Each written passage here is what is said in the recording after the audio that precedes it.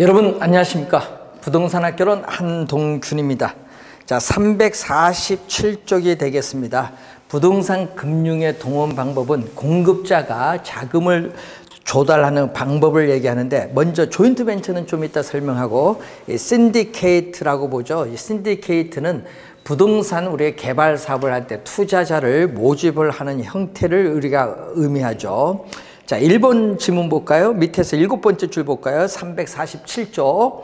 자, 다수의 투자자가 부동산 전문가의 경험을 우리가 토대로 공동의 부동산 프로젝트를 수행을 하는 것을 말한다, 이런 얘기인데, 자, 여러분 347쪽이죠.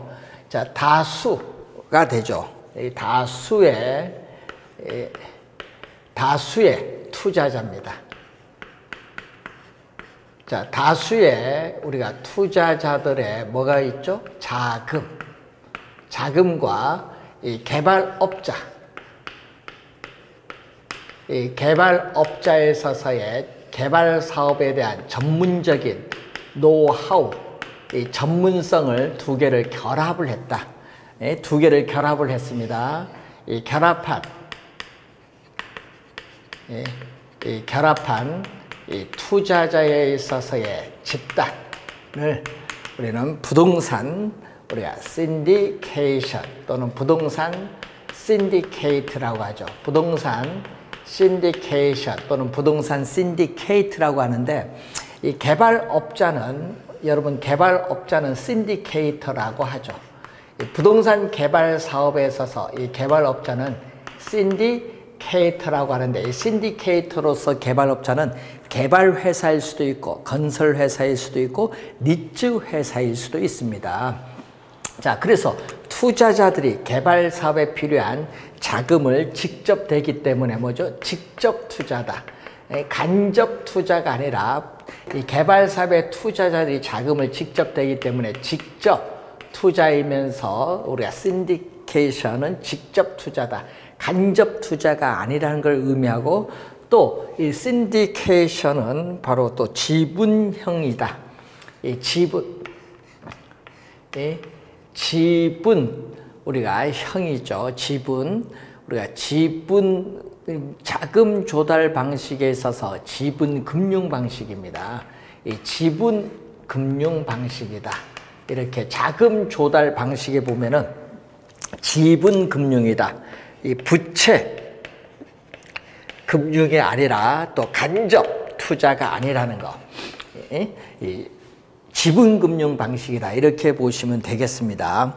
자, 그래서 우리 거기 보시면은 우리가 그 밑에서 세 번째 보시면은 이 다수의 투자자들은 투자 자금 한도 내에서 책임을 지는 유한 책임 사원이죠.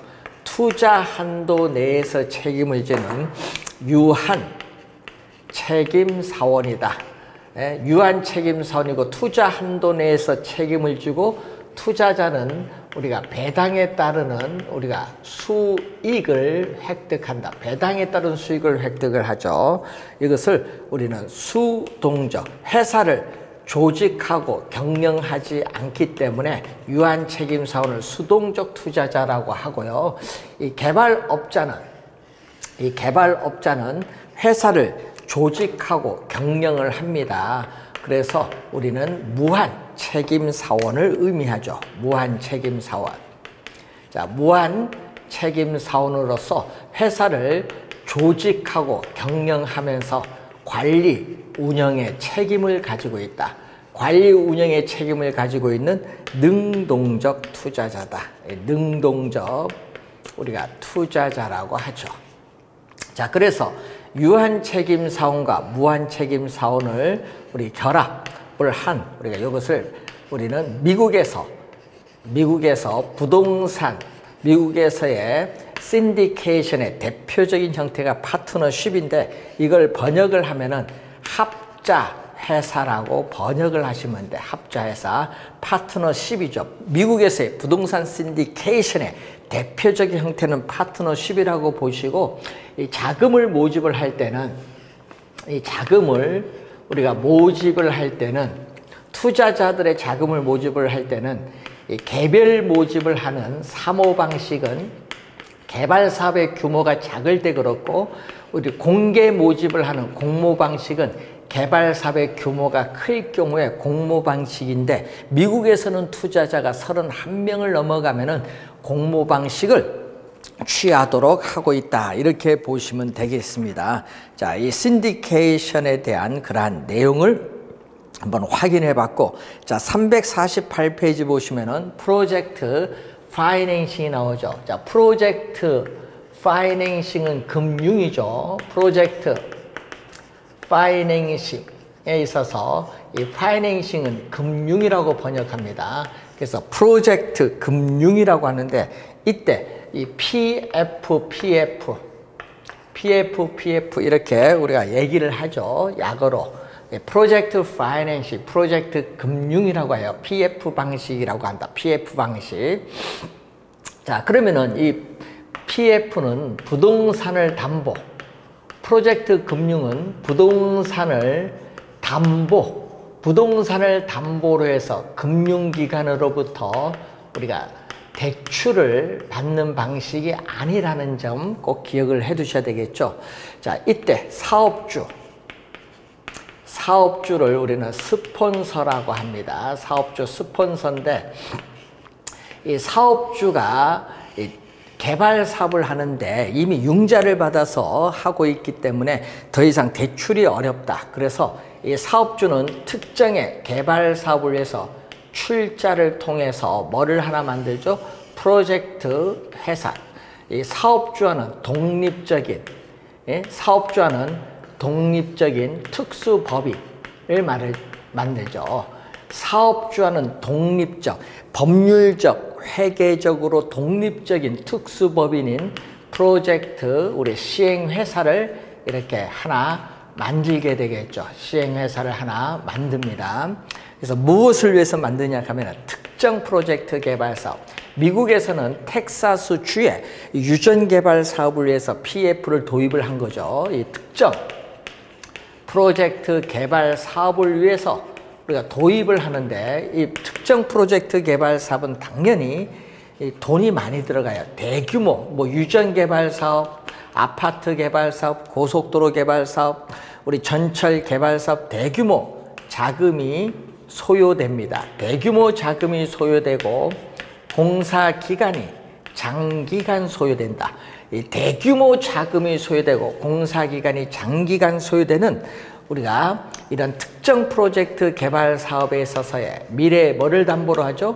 이 수익성을 담보로 한다. 이런 부동산을 담보로 하는 것이 아니라는 거. 미래의 수익성, 사업성을 담보로 한다.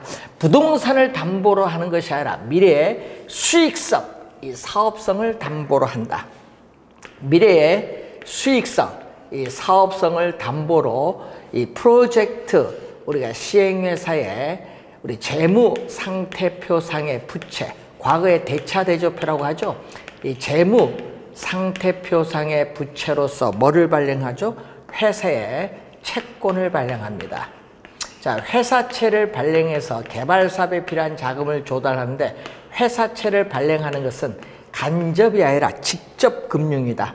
이 직접 금융 방식에 의해서 자금을 조달한다는 걸 염두에 두시고, 회사채를 발행해서 개발 사업에 필요한 자금을 조달하죠. 그래서 이 금융기관, 이 대주단 또는 채권단이라고 하는데, 금융기관이 이 회사채를 뭐 한다? 인수를 하겠죠. 회사채를.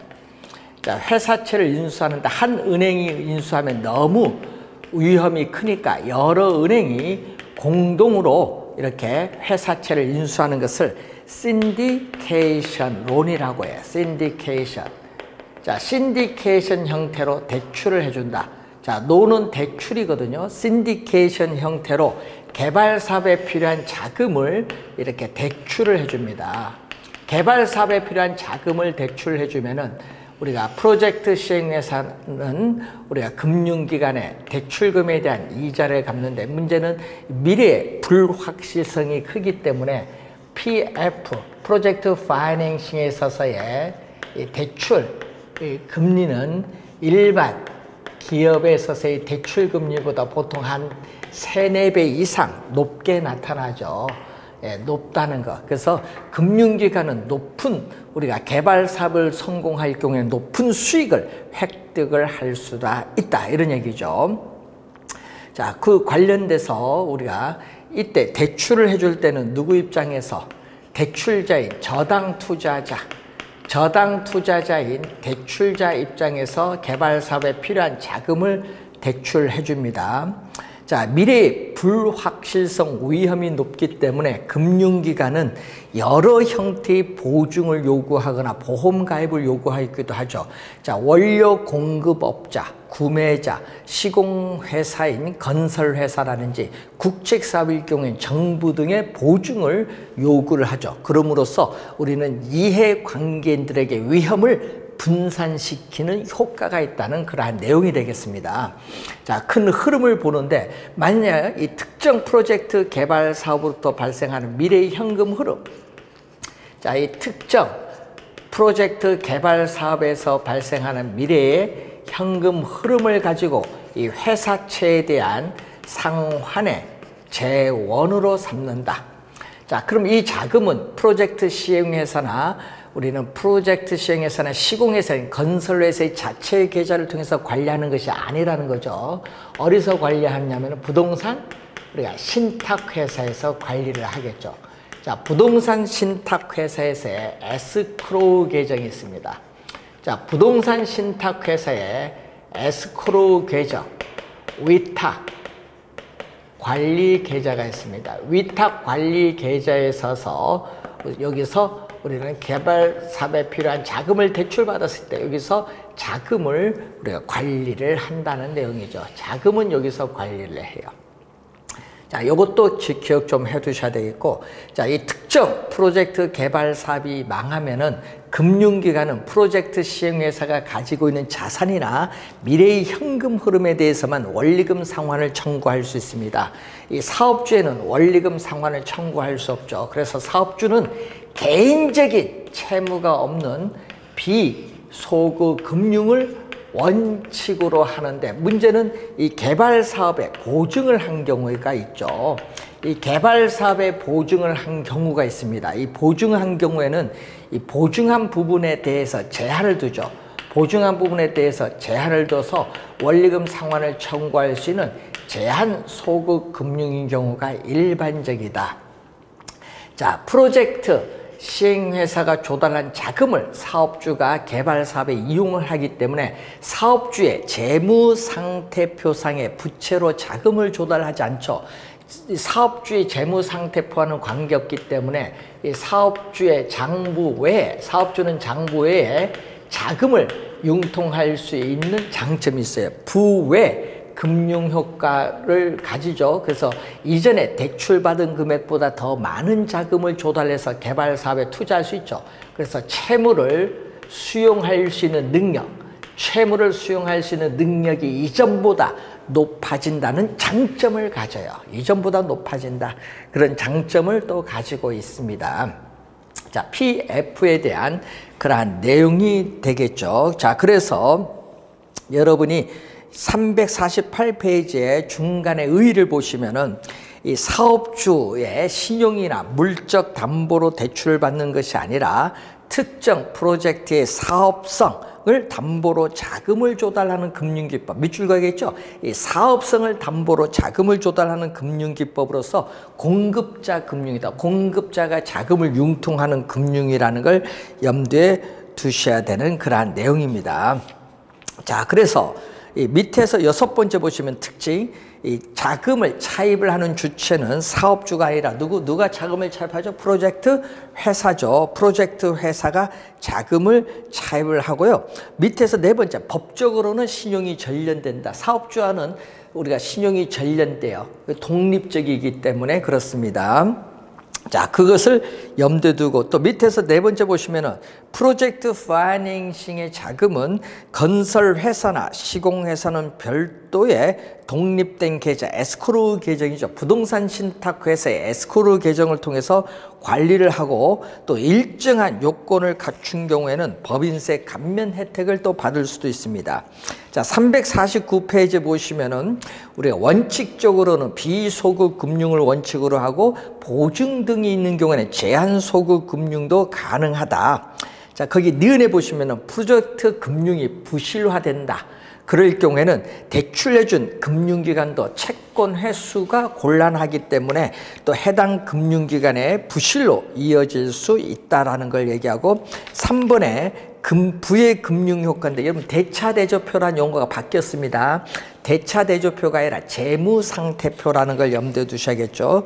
재무상태표 이렇게 얘기를 하면 되겠고 자 그리고 이제 위험 5번에 위험 분산 효과가 있고 그리고 모든 당사자가 개발 사업에 대한 사업성을 검토하기 때문에 정보가 공유가 되기 때문에 정보의 비대칭성 문제가 감소하죠.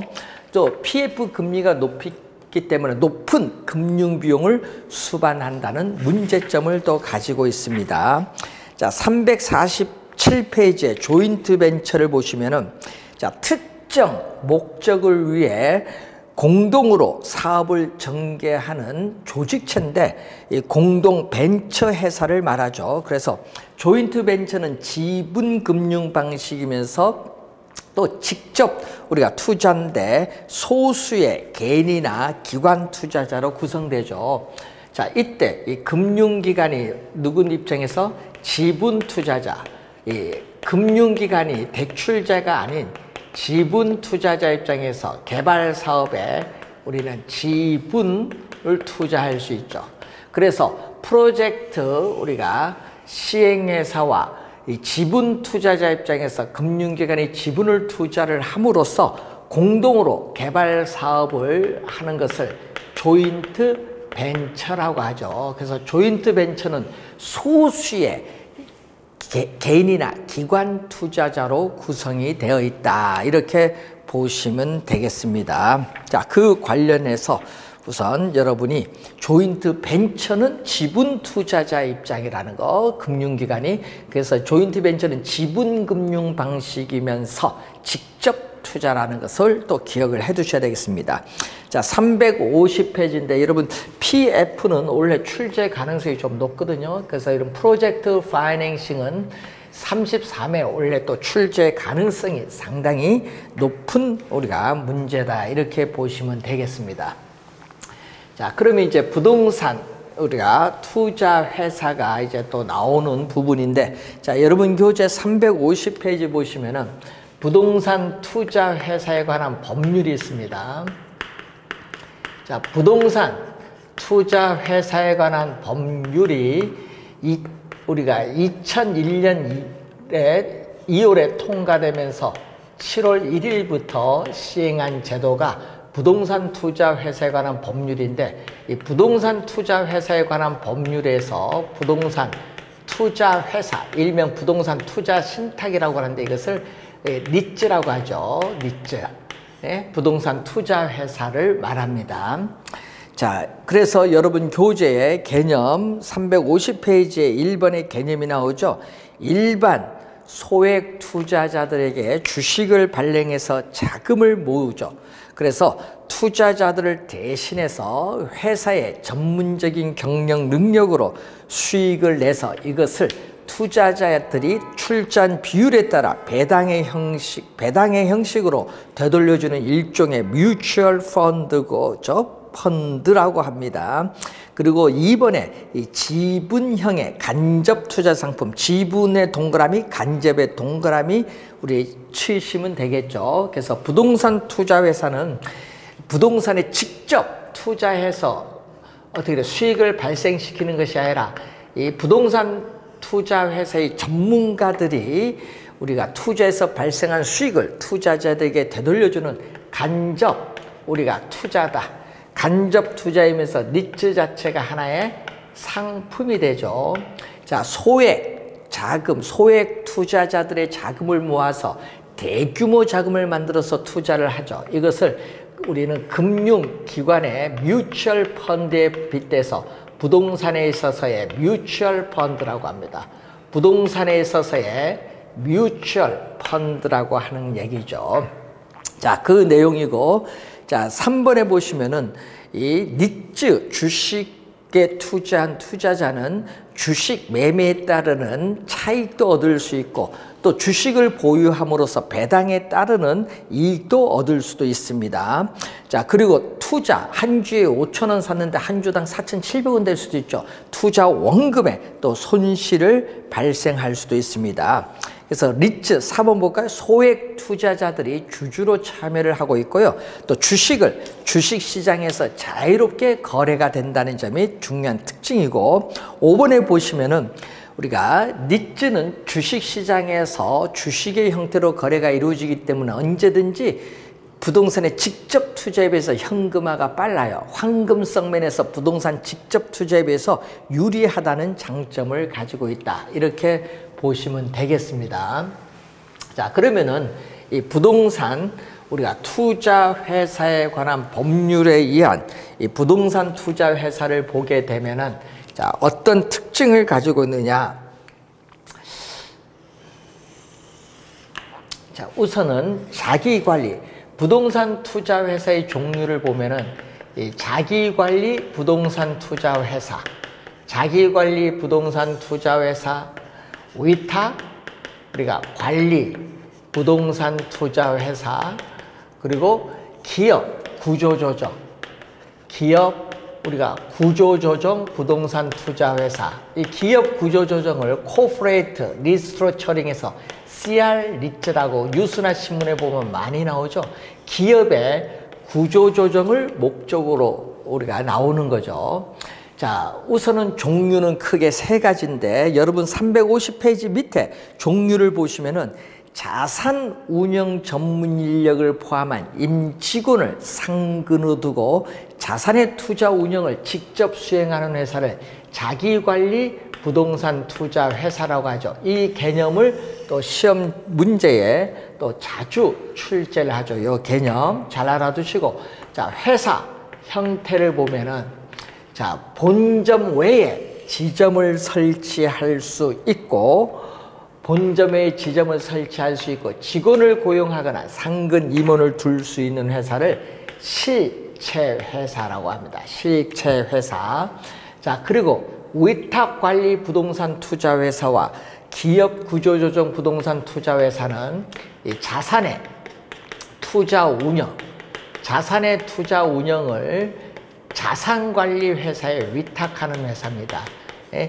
자산 관리 회사에 위탁하는 회사죠. 그래서 여러분 30회 시험에 위탁관리에서 30회 28회 시험에 출제를 했었죠. 자산관리회사에 위탁을 한다. 그리고 여기는 뭐가 되느냐? 본점 외에 지점을 설치할 수 없고 직원을 고용하거나 상근 임원을 둘 수 없는 이 명목회사죠. 이 페이퍼 컴퍼니, 서류상으로만 존재하는 회사, 페이퍼 컴퍼니를 의미합니다. 자, 이 내용을 이제 여러분이 거기에 351페이지, 50페이지와 51페이지에 걸쳐서 지금 설명을 하고 있습니다.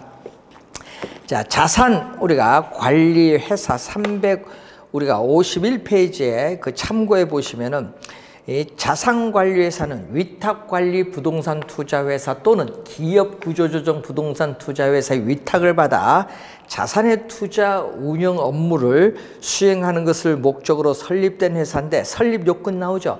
국토교통부 장관의 인가를 받는다. 인가의 동그라미. 그리고 자기 자본이 70억 원 이상이 돼야 된다. 자산 운영 전문 인력은 또 대통령령으로 5인 이상 확보를 해야 됩니다. 자, 부동산 투자 자문회사는 부동산 투자 회사의 위탁으로 그 자산의 투자 운영에 관한 자문 및 평가 등의 업무를 우리가 행하고자 하는 자는 부동산 투자 자문회사를 설립하여 국토교통부 장관에게 등록해야 됩니다. 등록의 동그라미. 자산관리회사는 인가고 부동산 투자 자문회사는 어떻게 돼요? 등록이죠. 자본금은 얼마죠? 대통령령으로 10억 원 이상이고 상근 자산운영 전문 인력을 또 3명 이상 확보를 해야 된다는 그러한 내용이 되겠습니다. 자, 그 내용이고 우리 법 조문이 시험 문제에 자주 출제되는데, 자, 여러분 교재 354페이지에 거기 부동산 투자 회사에 관한 법률의 중요 조문이 나오죠. 자, 우선은 제2조 보면은 가나다. 이게 상당히 중요하다. 꼭 기억을 해 두시고, 자, 제3조 법인격을 봅니다. 부동산 투자 회사는 무슨 회사다? 우리가 주식회사다라는 걸 꼭 기억을 해야겠죠. 주식회사.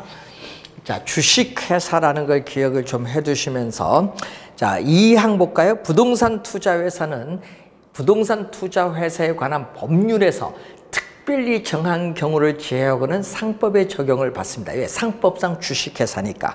자, 3항 봅니다. 부동산 투자 회사는 그 상호의 부동산 투자 회사의 명칭을 사용하여야 한다. 하여야 있죠. 하여야는 반드시라는 의미입니다. 자, 제5조 부동산 투자 회사의 설립. 자, 3년 전에 정답 질문 물었죠. 부동산 투자 회사는 주식회사니까 발기인을 모집을 해야 돼. 그래서 발기 설립의 방법으로 하여야 한다. 이 항을 보면은 부동산 투자 회사는 현물 출전 설립을 할 수 없다. 없다의 동그라미. 요거 3년 전에 있다로 출제했죠. 없다의 동그라미.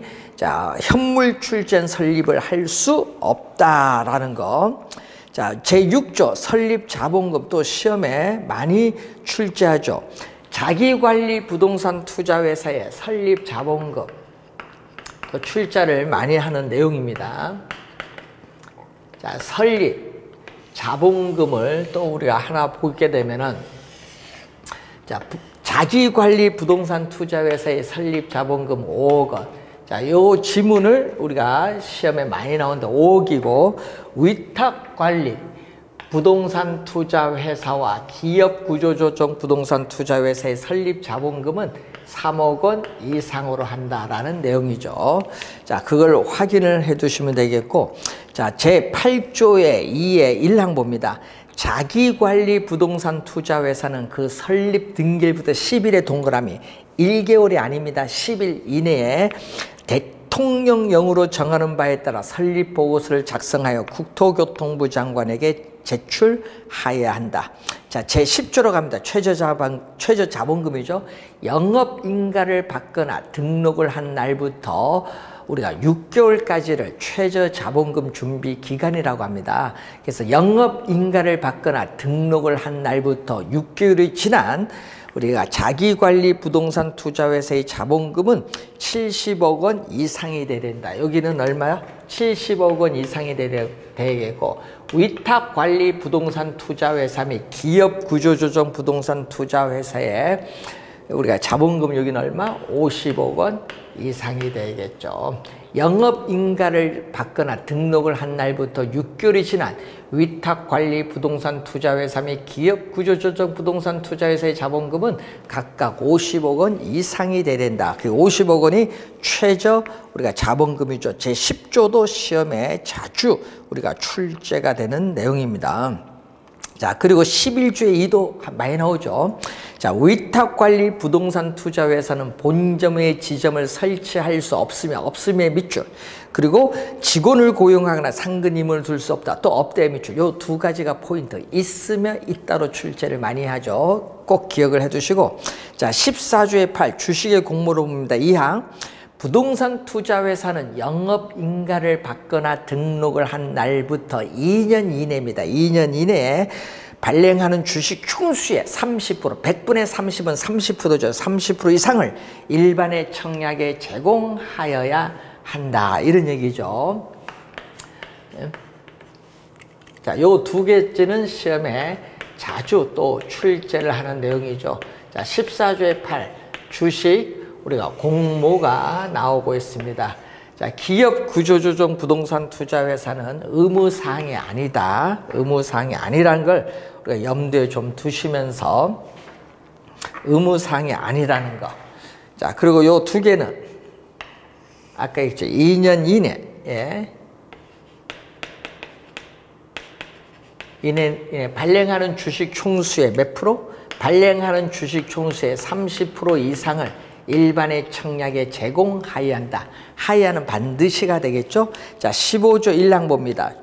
주주 1인과 그 특별관계자는 최저 자본금 준비기간이 끝난 후에는 부동산 투자회사가 발행한 주식 총수의 50%, 100분의 50%를 초과하여 주식을 소유하지 못한다. 기업구조조정 부동산 투자회사는 또 적용하지 않습니다.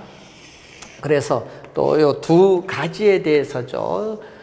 두 가지에 여기서 주식 분산인데 가끔 시험 지문에 이걸로도 출제하죠. 1인당 주식 소유 한도로 또 출제를 또 하기도 합니다. 제한이 있다는 걸 염두에 좀 두셔야 되겠죠. 자, 19조 현물 출자 봅니다. 1항 볼까요? 부동산 투자회사는 영업인가를 받거나 등록을 하고 이 최저 자본금 이상을 갖추기 전에는 밑줄 현물 출자를 받는 방식으로 신주를 발행할 수 없다. 없다의 동그라미. 갖추기 전에는 밑줄 없다의 동그라미 주의 좀 해두시고 2항 볼까요? 부동산 투자회사가 영업인가 또는 등록 후에 동그라미 등록 후입니다. 부동산 투자회사에 현물 출자를 하는 재산은 다음 각 호에 어느 하나에 해당해야 된다. 5가지가 있습니다. 부동산, 그리고 지상권, 임차권 등 부동산 사용에 관한 권리, 그리고 신탁이 종료된 때에 이 신탁재산 전부가 수익자에게 귀속하는 부동산 신탁의 수익권, 부동산 소유권의 이전 등기 청구권, 대토 보상권 5가지가 있다는 걸 기억을 해 두셔야 될 부분이 되겠습니다. 자, 그리고 22조의 3, 23조는 이미 아까 앞에서 설명을 좀 했고요. 자, 그리고 자산에 있어서의 구성을 보면은 25조 부동산 투자회사는 최저 자본금 준비 기간이 끝난 후에는 매 분기말 현재 총자산의 우리가 80% 이상을 부동산 관련 증권 및 현금으로 구성하여야 한다. 이 경우 총자산의 70% 이상은 부동산이어야 한다. 반드시. 자, 25조 2 회계처리를 보면은 부동산 투자회사는 부동산 등 자산의 운용에 관하여 회계 처리를 할 때는 금융위원회가 정하는 회계 처리 기준에 따라야 된다. 금융위원회 네모 칠까요? 여러분 금융위원회 네모. 여러분 국토교통부가 아닙니다. 금융위원회라는 거. 금융위원회. 자, 국토교통부가 아니라는 거. 금융위원회라는 거 기억을 해 두셔야 되겠고. 자, 그리고 여러분 교재 357페이지에 배당이 나오죠. 자, 1항 봅니다. 부동산 투자회사는 해당 연도 이익 배당 한도의 90% 이상을 주주에게 배당해야 한다. 이 경우 이익준비금은 적립하지 아니한다. 자, 2항 볼까요? 제1항에도 불구하고 자기관리 부동산 투자회사인 경우는 2021년 12월 31일까지 해당 연도 이익 배당 한도의 50% 이상을 주주에게 배당하여야 하며 이익준비금을 적립할 수 있습니다. 3항을 보면은 위탁관리 부동산 투자회사가 제1항에 따라 이익을 배당할 때는 어떻게 돼요?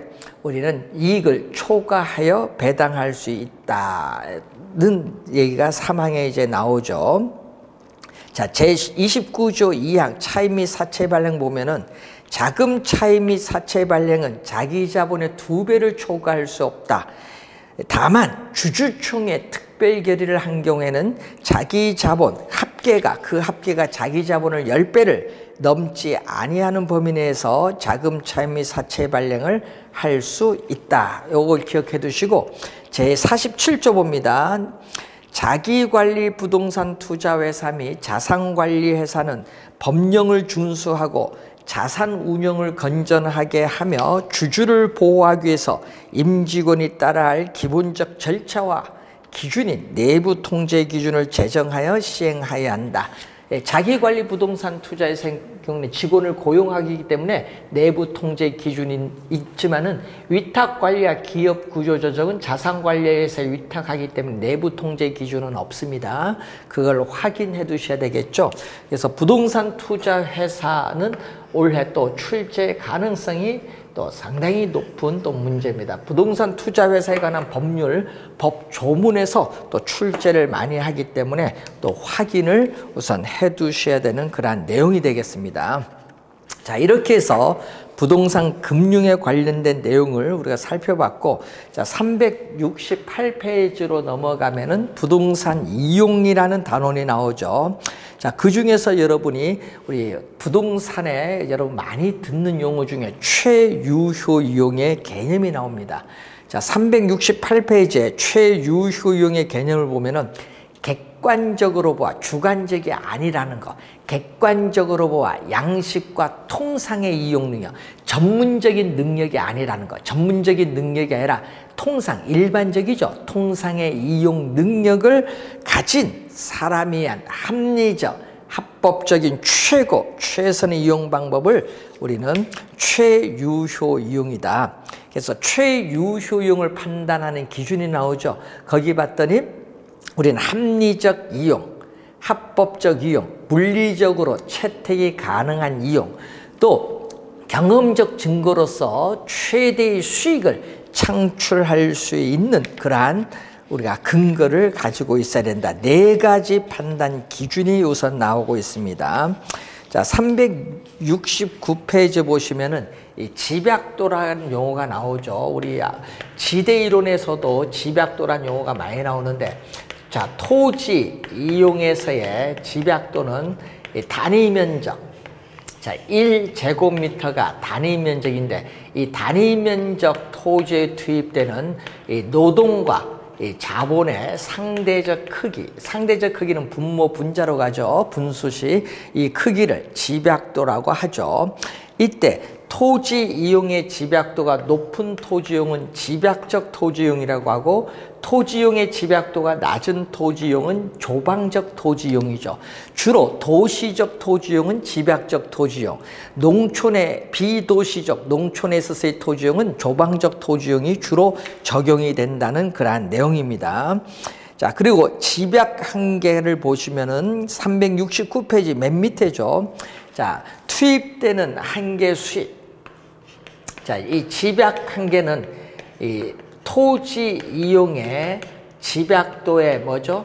상한선을 의미하죠. 상한선을 의미하는 집약 한계는 이 투입되는 한계 비용이 한계 수입과 일치한다.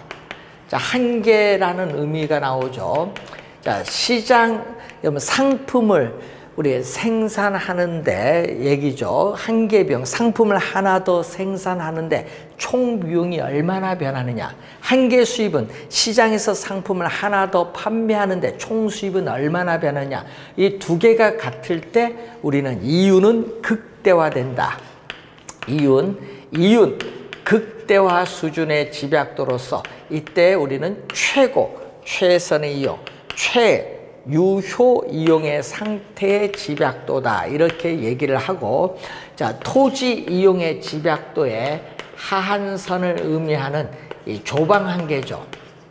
이 최적 조건 하에서도 생산비를 겨우 감당할 수 있는 수익 정도밖에 올릴 수 없는 경우의 집약도로서 이 총수입과 총비용이 같아요. 총수입과 총비용이 같을 때를 우리는 손익분기점이라고 합니다. 그래서 손익, 분기점, 우리가 수준의 집약도를 조방한계라고 한다는 것을 염두에 좀 두시면 되겠습니다. 자, 이 용어 한번 보시고 371페이지 보시면은 이 지가 구배 형상이 이제 나오고 있습니다. 그래서 여러분이 거기에 이 도심의 지가 패턴은 도심이 가장 높고 도심에서 멀어질수록 점점 낮아지는 형상을 지가 구배 형상이라고 우선 하는데, 자, 그림을 한번 보시면은 우리 이런 의미겠죠. 노스 밑에서 한 3번째 보시면은 이 남가주 대학에 우리가 노스 교수에 있어서 우리가 나오죠. 그래서 토페카 연구가 나옵니다. 그래서 노스 교수에서 나오는 미국의 조그만 소도시죠. 토페카. 근데 미국의 칸자스 주입니다. 자, 미국의 칸자스 주에 우리가 조그마한 소도시, 이 소도시 토페카라는 소도시의 이 지가, 토지 가격이죠. 이 지가 구조를 우리 실증적으로 우리가 분석을 했습니다. 그랬더니 이런 형태의 그림이 나오죠. 자, 도심에서 이 거리가 멀어지는데 도심에서 이 지가가 가장 높은 곳을 100% 입지라고 하죠. 밑에서 한 8번째 보면 100% 입지라는 용어가 나오죠. 자, 100% 입지입니다. 이때 도심에 가까울수록 지가는 우뚝 솟고 도심에서 멀어질수록 지가는 급격히 저하되는 형상이 나타나는데 이 그림이 거북이가 뒤집으면 이런 형태의 그림이 나타난다고 해서 구배라는 명칭이 붙었죠. 지가 구배 형상이라고 하죠. 노스 교수의 토페카 연구에 나타나는 그러한 내용이 되겠습니다. 자, 그래서 371페이지 맨 밑에 보시면은 도시 규모 등에 따른 차이가 있기 때문에 일률적으로 말할 수는 없다. 이렇게 보시면 되겠습니다. 자, 그리고 372페이지에 우에서 네 번째, 대도시는 이렇게 가죠. 대도시는 이런 형태가 되는 그림이 아니라 대도시는 이런 그림이 나오죠.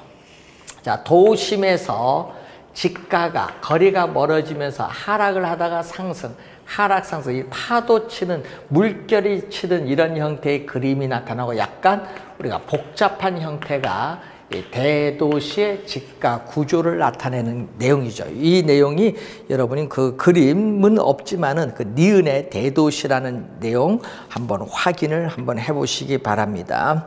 자, 그래서 우선 지가 구배 형상까지 설명했고 우리가 다음 시간에는 도시 스프롤 형상부터 진행을 하도록 하겠습니다.